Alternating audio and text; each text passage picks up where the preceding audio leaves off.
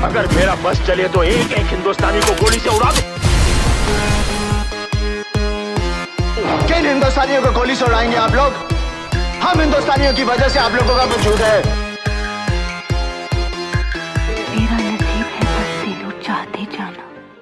Hello दोस्तों, मैं हूं प्रकाश विश्वकर्मा। स्वागत है आप सभी का पॉलीग्राफ स्टूडियोज में। 15 अगस्त 1947 को देश आजाद हो चुका है। अब भारत और पाकिस्तान नाम के दो अलग देश बन चुके हैं। विभाजन की आग में देश अब भी जल रहा है। पाकिस्तान से हिंदुओं को भगाया जा रहा है तो भारत में मुसलमानों को लेकर कुछ लोगों में आक्रोश है। सितंबर 1947 की शाम का वक्त है। बर्मा में माउंटबेटन की फौज के लिए लड़ चुका 55 साल का एक सिख बूटा सिंह अपने खेत में कुछ काम कर रहा है। तभी पीछे से एक लड़की की चीखती हुई आवाज सुनाई देती है। कुछ नौजवान उसका पीछा कर रहे होते हैं। वो लड़की भागती हुई बूटा सिंह के कदमों में गिरकर जान बचाने की गुहार लगाती है। बूटा सिंह लड़की को शरण देने का फैसला करता है, लेकिन नौजवान इसके बदले में उससे पैसे की मांग करते हैं। आखिरकार 1500 रुपए में सौदा पक्का हुआ और लड़की 55 साल के कवारे बूटा सिंह को मिल गई। हालांकि 1500 रुपए की ये रकम उस जमाने के हिसाब से काफी बड़ी रकम थी, क्योंकि सितंबर 1947 में 10 ग्राम सोने की कीमत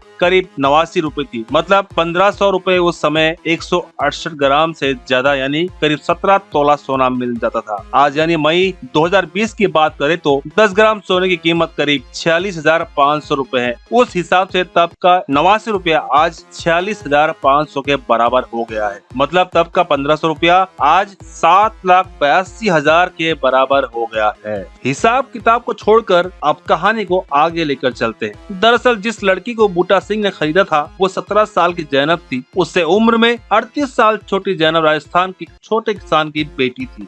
बंटवारे में परिवार वाले पाकिस्तान चले गए थे और वो उनसे बिछड़ गई थी। अतीत में जैनब ने हैवानियत का इतना भयावह रूप देखा था कि बूटा सिंह के प्रेम ने जैनब को मानो एक नई जिंदगी और जीने की वजह दे दी। 1948 के शरद ऋतु में आखिरकार बूटा सिंह और जैनब की शादी हो गई। कुछ ही समय बाद बूटा सिंह को एक और खुशी मिली। जैनब ने बूटा सिंह की बेटी को जन्म दिया। अब बूटा सिंह की वीरान जिंदगी में मानो सब कुछ था, लेकिन ये खुशी ज्यादा देर तक रहने वाली नहीं थी, क्योंकि दुखों का एक लंबा दौर अब शुरू होने वाला था। बूटा सिंह की खुशियों पर किसी की नजर लग गई। दरअसल शादी के 11 महीने बाद बूटा सिंह को बेटी हुई, जिसका नाम उसने तनवीर रखा। लेकिन बूटा सिंह की जायदाद पर नजर गड़ाए बैठे उसके भतीजों को ये बात कहाँ रास आनी थी कि उसका कोई वारिस आ जाए और वो बेचारे उसके जायदाद से बेदखल हो जाए। फिर क्या था, जैनब की खबर रिफ्यूजी कैंप में दे दी गई। दरअसल उन दिनों कई ऐसे कैंप बनाए गए थे जिसमें पाकिस्तान गए परिवार से बिछड़ गए लोगों को रखा जाता था।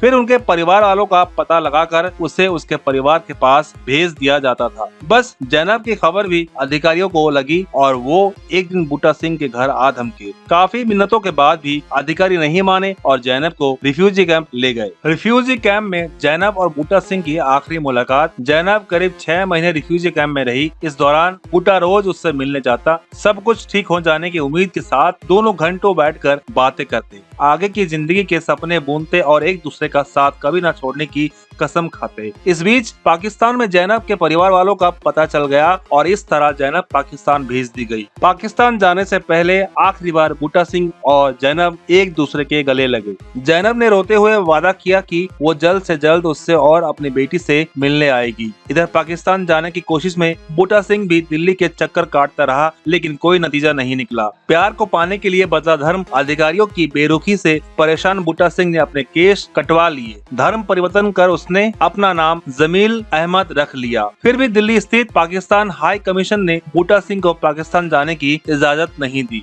जब पाकिस्तान हाई कमीशन ने उसके वीजा की अर्जी ठुकरा दी तो वो अपने 5 साल की बेटी तनवीर, जिसका नाम अब सुल्तानान हो गया था, उसे लेकर चोरी छिपे पाकिस्तान पहुंचा। लाहौर में उसने अपनी बेटी को किसी के पास छोड़ा और जैनब के गांव नूरपुर पहुंचा। लेकिन वहां पहुंचते ही उसके होश उड़ गए। बूटा सिंह की जैनब अब किसी और की हो चुकी थी। दरअसल पाकिस्तान पहुंचते ही जैनब की शादी उसके रिश्ते के एक भाई के साथ करा दी गई थी। बूटा सिंह वहाँ बहुत रोया, गिड़गिड़ाया कि उसकी पत्नी उसे वापस सौंप दी जाए, लेकिन जैनब के परिवार वालों ने उसे मार पीट कर पुलिस के हवाले कर दिया। जब जैनब के इनकार ने बूटा सिंह को अंदर तक तोड़ दिया था, पुलिस ने बूटा सिंह को कोर्ट रूम में पेश किया। लोगों से खचाखच भरे कोर्ट में बूटा सिंह ने जज से गुहार लगाई कि एक बार यदि जैनब उसके साथ जाने से मना कर देगी तो उसे तसल्ली हो जाएगी और वो अपनी बेटी के साथ हिंदुस्तान लौट जाएगा। जज को भी बूटा सिंह पर तरस आ गया और उसने उसे जैनब से पूछने की इजाजत दी। अब बूटा सिंह की डबडबाई आंखें जैनब की ओर थी और दूसरी तरफ कोर्ट रूम में मौजूद जैनब के परिजनों की दहकती आंखें जैनब को घूर रही थी। तभी सन्नाटे को चीरती हुई जज की आवाज आई, जैनब, इस आदमी को जानती हो? जैनब ने जवाब दिया, ये मेरा पहला पति है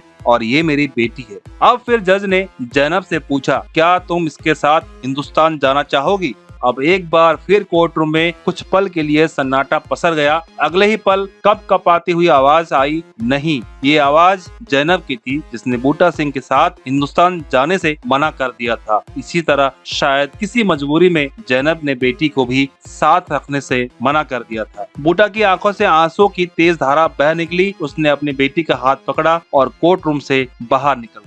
दोस्तों, हमने आपको बताया कि 2001 में आए सनी देओल और अमीषा पटेल अभिनीत गदर एक प्रेम कथा लगभग सभी ने देखी होगी। तो चलिए गदर एक प्रेम कथा की असली कहानी जानते हैं, क्योंकि हर बॉलीवुड फिल्मों की तरह इस प्रेम कहानी में हैप्पी एंडिंग नहीं बल्कि बेहद दर्दनाक अंत होता है। आपको बता दे, ये असल कहानी है गदर फिल्म की। अब कहा जा रहा है कि बहुत जल्द गदर 2 भी आपको देखने को मिल सकेगी। तो दोस्तों, आज के लिए इस वीडियो का यहीं पे करते हैं अंत। अगर वीडियो अच्छी लगी तो लाइक, शेयर, कमेंट करना ना भूलें और चैनल को सब्सक्राइब करना ना भूलें। तब तक के लिए टाटा बाय बाय, मिलते हैं अगले वीडियो में।